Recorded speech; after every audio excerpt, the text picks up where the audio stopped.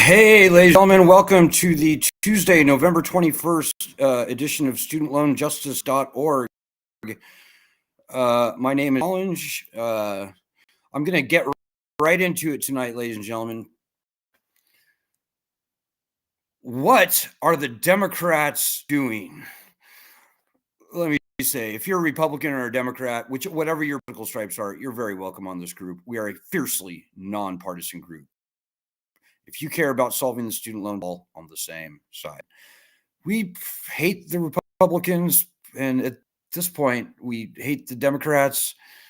We don't look at it like that. We're only trying to solve the student loan problem. So we pinned a lot of hope on the Democrats for many years that they would return bankruptcy protections to student loans. And we had every reason to believe that they would, because, for example, they included the return of bankruptcy protections to student loans in their party platform, in the DNC platform, going back to 2016. Well, last session, we had a great bankruptcy bill. Dick Durbin was a sponsor. It was a bipartisan bill, by the way. Josh Hawley, John Cornyn, two Republicans were on the bill, would have returned protections to student loans, would have also clawed back a nominal amount from the colleges. In other words, held, at least on paper, the colleges somewhat liable for bankruptcy discharges, where they would have to reimburse the federal government a small amount. Probably wouldn't have amounted to anything for most colleges, but it was token, but it was not insignificant. And the Democrats betrayed us. The Democrats chose to not pass that bill. And the rhetoric, I live and breathe this stuff, guys. And let me just tell you that the rhetoric that I am seeing from the Democrats beginning last year, quite frankly, has been very disturbing. I think we're losing the Democrats on bankruptcy, ladies and gentlemen. Quite frankly, I think the colleges and others, the financial interests in Washington, D.C., the Department of Education, the banks, the lenders, the servicing companies, Nelnet, SoFi, others, they're pressuring the Democrats to walk away, to step back from bankruptcy. So we are seeing like Democratic operatives on Twitter, people like, what's her name? Some kid, Melissa McBurn or something like that. Other Democratic operatives that we see in this space, they are now inserting certain twists of phrase, turns of phrase into the conversation. And here's how it goes. They say stuff like, oh, bankruptcy is unpleasant. We want student loan cancellation. And like, instead, we don't want bankruptcy. Like today, Ro Khanna, leading Democrat in Congress, he did a tweet saying, people shouldn't have to file for bankruptcy to deal with their student loans. We want cancellation. Ladies and gentlemen, I've been doing this for 18 years. I don't lie. Please take my word for it when I tell you that this is a ploy. It is a trick. It is a poisonous turn of phrase. It is a poisonous talking point for us. We have seen, and it's a uniparty thing, but particularly the Democrats that we've seen recently, we have seen any number of machinations coming from Washington, D.C., from Swamp, from the people defending the federal student loan program. They have, for years, foisted these fake loan cancellation gimmicks on us as a cheap substitute for the bankruptcy rights, the leverage of bankruptcy that has been stripped from us for years and decades now, guys. Makes blood shoot out of my eyes. Most important thing I'll tell you today, we have got to have the leverage of bankruptcy returned to us. The Founding Fathers called for it in the Constitution, and it lies at the core of the entire student loan problem. Unless and until we have the leverage of bankruptcy back on our side, as it exists for all our student loans, without anyone, not even one person, will have to file for bankruptcy. Just having the leverage back is what has to happen if we're going to see meaningful student loan cancellation, if we're going to see anything meaningful happen with student loans. The Founding Fathers called for uniform bankruptcy laws, aka rights, in the Constitution for a very good reason.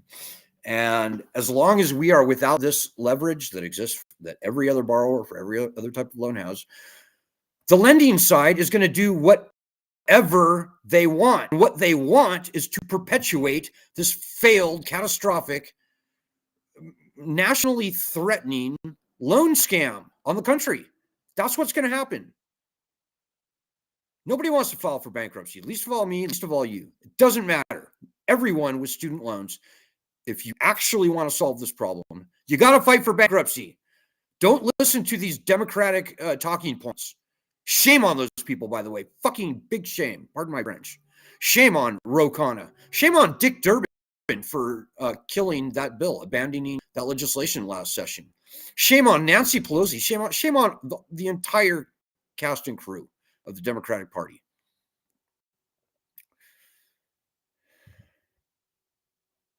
And I'm sorry if you're a Democrat. I'm sorry if that offends you. We tell the truth. As I said, the Republicans are evil. Just read the newspaper and you can see them wagging their finger at us to no end. But guys, this is the reality, and forewarned is forearmed. And I hope that the facts that I'm putting to you today will open your eyes and make you take a few step backs and realize that this is a uniparty thing, guys. We can't trust either party. We just can't. We can trust ourselves. And we owe it to ourselves to push everyone in Congress, both parties, to return bankruptcy rights to student loans. So 2 quick things I'm going to say before I sign off today. Number 1, please donate. Please donate if you can. There's the link. Just please do it. We need 22 people to donate $20. That's $440. I was hoping very much that like 5 or 6 people would do that by today. There's still time, so please do it if you can. We've got some pressing expenses breathing down our neck. And the second thing, far more important than donating, please do our daily actions. Get into the habit of doing our daily actions. We're the largest group in the country. We're the first, the oldest, and the largest group in the country fighting this battle. We're the only group in the country fighting this battle as it has to be fought. Don't buy into all the bullshit, guys. Don't buy into it. It's propaganda. Let me dial in that for you to do our daily actions. There it is. Follow us on Twitter as well. There's our Twitter handle. But get in the habit of doing our daily actions. They take usually no more than a minute. Today's daily action is like retweet this, this, and this. 3 retweets. Not hard, guys. You have no idea how powerful we can be. We've got 1.5 million members on this group. We've got a huge muscle flex. We, this group alone, studentloanjustice.org, could solve this problem. If even 10%, or let's say half of our members, or 1.5 million members out there, we're doing our daily actions. It is literally just that simple. So take a 2-minute break from waffling around, bumping, knocking your head against the wall, trying to deal with Nelnet or Navient or AidVantage or any of the servicers. Take a 2-minute break from that. Go to our website. Look up top. Go click on daily actions and do our daily action. Get into the habit of doing that every single day. When you do, and when a significant percentage of the people on our group, frankly, even like 10% of the people in our group, start doing our daily actions, we'll have this problem solved. It is just that simple. We need you. So I'll be back tomorrow night, guys. Good luck. Spread this live stream to some Democrats, by the way. They are on the verge of very bad things.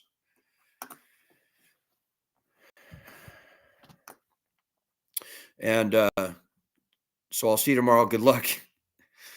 Godspeed. Read our most recent article, by the way. And God bless everyone. Peace.